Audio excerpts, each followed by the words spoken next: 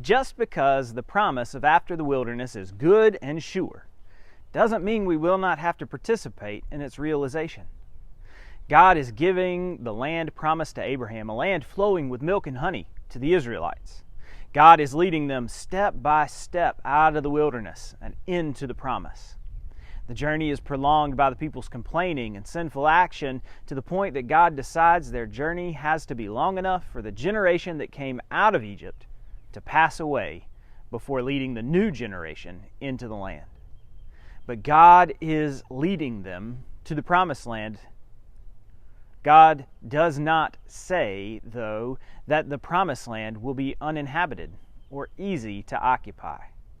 The people realize this when their spies return from the land and report that the land is abundant, as God has promised, but that it is occupied by near giants in such numbers that the spies do not recommend trying to go into the land.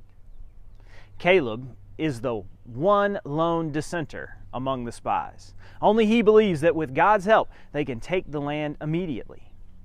It is in response to this report that the people rebel, and that God hands down the consequence that the current generation will pass away before the people of God enter the land. The promise is assured, but our participation in faith and hope is expected in order for us to receive it.